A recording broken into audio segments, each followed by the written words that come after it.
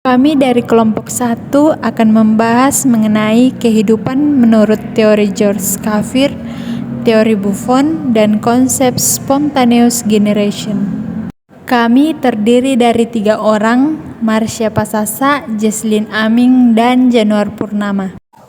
Pada kesempatan kali ini saya akan menjelaskan mengenai teori katastropisme oleh George Kafir yang merupakan seorang ahli paleontologi dan ahli anatomi Prancis yang hidup pada abad ke-18 sampai awal abad ke-19 atau sekitar 1769 sampai 1832.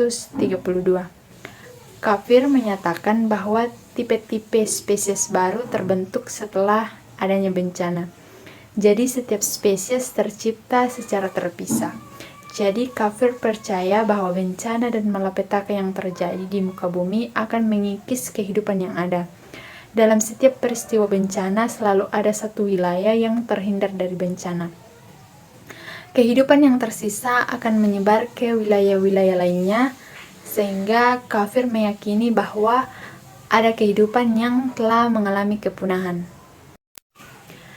George Kafir adalah orang pertama yang mampu menunjukkan hubungan antara organisme hidup dengan fosil makhluk yang sudah punah. George Kafir juga merupakan ilmuwan pertama yang mampu mendemonstrasikan terjadinya kepunahan. Namun, ia menolak bahwa makhluk hidup mengalami perubahan. Ia tetap teguh berpendapat bahwa makhluk hidup memiliki bentuk yang tetap. George Kafir menganut teori katastrofi yang bagi penganutnya berpendapat bahwa dahulu pernah terjadi bencana atau katastrofi atau bencana alam secara tiba-tiba seperti banjir, kemudian datang hewan-hewan dari daerah lain menempati daerah tersebut. Akibatnya fosil di tempat tersebut menunjukkan bahwa pada daerah itu terjadi perubahan spesies yang tiba-tiba. George Kafir percaya bahwa setiap bencana alam ini mengakibatkan kepunahan spesies-spesies tertentu yang tidak mampu bertahan atau beradaptasi terhadap perubahan lingkungan yang ekstrim.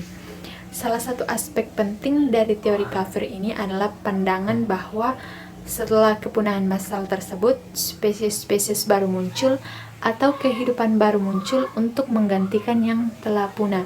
Ini berarti bahwa dia tidak sepenuhnya menolak gagasan evolusi, meskipun ia menganggap perubahan spesies terjadi dalam skala waktu yang relatif singkat sebagai respon terhadap bencana alam. Teori George Buffon menyatakan bahwa variasi-variasi kecil yang terjadi karena pengaruh alam sekitar diwariskan, sehingga terjadi penimbunan variasi yang ada. Hasil eksperimennya meyakinkan dia bahwa binatang mempunyai kecenderungan diri dari tipe-tipe aslinya sesuai dengan perjalanan waktu melihat adanya gradasi bentuk secara bertahap, memperkirakannya sebagai akibat adanya kawin silang. Menurut Buffon, makhluk hidup berubah sepanjang waktu dan mengalami degenerasi. Selain itu, Buffon juga berpendapat bahwa spesies-spesies yang mirip satu dengan lainnya memiliki nenek moyang yang sama. Nah, kesimpulannya, adanya variasi yang dipengaruhi oleh alam menyebabkan adanya kemampuan untuk beradaptasi dan kemudian spesies yang baru terbentuk akan diwariskan. Konsep spontaneous generation. Generasi spontanea berarti penciptaan yang terjadi secara spontan. Artinya bahwa kehidupan berasal dari benda tak hidup yang terjadi secara spontan. Aristoteles merupakan salah satu pelopor teori ini.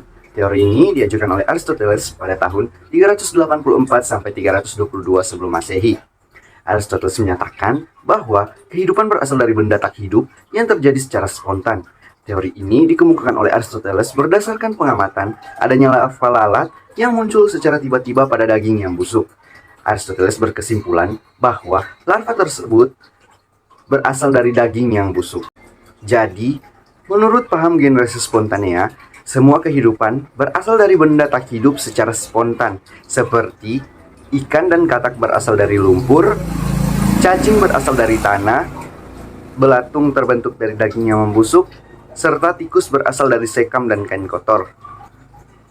para penganut abiogenesis ini menarik kesimpulan sebenarnya terdapat kelemahan, yaitu belum mampu melihat benda yang sangat kecil seperti bakteri, kista, ataupun telur cacing yang terbawa dalam materi percobaan yang digunakan. Hal ini karena pada zaman Aristoteles belum ditemukan mikroskop. Walaupun ada kelemahan pada percobaan, tetapi cara berpikir dalam mencari jawaban mengenai asal-usul kehidupan di bumi ini sudah mengacu pada pola pemikiran ilmiah. Kesimpulannya, jadi kehidupan menurut teori generasi spontanea adalah makhluk hidup berasal dari benda tak hidup, atau dengan kata lain, makhluk hidup ada dengan sendirinya.